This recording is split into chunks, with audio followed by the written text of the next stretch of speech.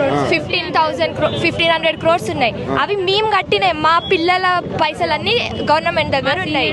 అవే మాకు ఇవ్వమండి సార్. ఇప్పుడు ఏంటి అసలు ఈ స్కీమ్ తేవడం ఎట్లా చూస్తారు? ఓకే, ఇప్పుడు మాది డిప్లొమా ఎస్బిటెట్ అనేది ఒక గవర్నమెంట్ అథారిటీకి సంబంధించింది సార్.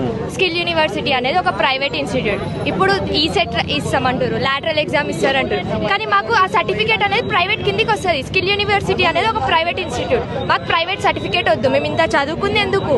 మేము లేబర్ వర్క్స్ చేయాలంట సార్. మేము ఎందుకు ఇంత చదువుకుంది? మేము బీటెక్ సెకండ్ ఇయర్కి బీటెక్ ఆ 3 years ఈ 3 years కలిపి 6 years ఇంజనీరింగ్ చేస్తాము. అంటే ఆల్మోస్ట్ వీళ్ళు ఇంటర్ చదివి బీటెక్ చదివిన వాళ్ళందరూ క్రిమినల్ వేస్ట్ అంటున్నారు డైరెక్ట్. అందుకే మేము చదవద్దు అంటున్నారు. లేదు సార్, ఇప్పుడు ఇంటర్ చేసి బీటెక్ చేసే వాళ్ళు ఎట్లా, వాళ్ళు 4 years మాత్రమే బీటెక్ చదువుతారు. కానీ మేము ఈడ 3 years చదివి లాటరల్ ఇంటర్ సెకండ్ ఇయర్కి వెళ్ళి 3 years చదువుతాం. 90% ఆఫ్ ది సిలబస్ అనేది మేము ఇక్కడనే చదివేస్తాము.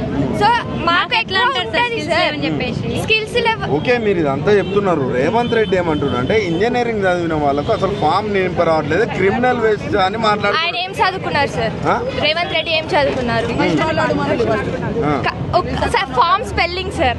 అసలు ఏంది అంటే మాకు ఫామ్ ఫిల్అప్ చేయడం రా. అందుకే ఇప్పుడు ఇంజనీరింగ్స్ లేని ఆయన పోయే కార్ ఎవరు తయారు చేసారు? ఆయన ఎక్కి తిరిగే ఫ్లైట్ ఎవరు తయారు చేసారు?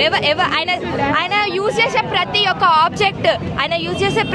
ఆబ్జెక్ట్ ఇంజనీర్స్ తయారు చేసిండే. అట్లాంటిది ఇప్పుడు ఇంజనీర్స్ కి మేము డిప్లొమా తీసేసామంటే మేము ఏమైపోవాలి? మాకు ఇప్పుడు మేము సెకండ్ ఇయర్ సార్. మాకు 2 years లైఫ్ వేస్ట్. ఇప్పుడు మాకు ఈ సెట్ ఉండదు, లాటరల్ ఎంట్రీ ఉండదు అంటారు. సరే, దీనికి నిన్న అనేది ఈ విషయం మీ తల్లిదండ్రులు చెప్తే వాళ్ళ ఫీలింగ్ ఎట్లా ఉందమ్మా? అంటే మీరు మా అమ్మ ఇప్పుడు ఇట్లాంటి స్కీమ్ వచ్చింది, మా చదువులు ఇక్కడితో ఆగిపోతున్నాయి అని చెప్పగానే మీ తల్లిదండ్రుల ఫీలింగ్ ఎట్లా? పేరెంట్స్ అసలు వాళ్ళు బాధపడుతున్నారు. ఇప్పుడు మేము అనేది హాస్టల్ సార్. మేము దూరం నుంచి ఎక్కడనో పాలిసెట్ ఎగ్జామ్ రాసి సీట్ తెచ్చుకొని ఇక్కడికి వచ్చినాము. వాళ్ళు ఎంతో నమ్మకంతో మమ్మల్ని పంపించారు. వాళ్ళకి ఇప్పుడు ఇట్లా చెప్తుంటే హాస్టలర్స్ సార్ మేము ఏమైపోవాలి? అంత నమ్మకంతో పంపించినాము. ఇప్పుడు మీరు చదువుకోవట్లేరు, చదివి ఇక్కడికి ఆగిపోతున్నారంటే వాళ్ళకి మా మీద ఒక ఇంజనీరింగ్ అవుతారు, మమ్మల్ని బాగు చేస్తారనే నమ్మకంతో పంపించారు.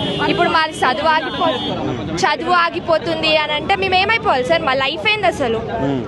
మీ లైఫ్ ఏందో మీకే అర్థం కావట్లేదు. అసలు మమ్మల్ని కన్ఫ్యూజన్ లో పడేసినారు సార్. ఓకే, ఇప్పుడు మీరు ఒక స్కిల్ యూనివర్సిటీ అనుకుంటున్నాం సార్. ఆ స్కిల్ యూనివర్సిటీనే మీరు గవర్నమెంట్ కి ట్రాన్స్ఫర్ చేయండి, మేము అందులోకే వస్తాం.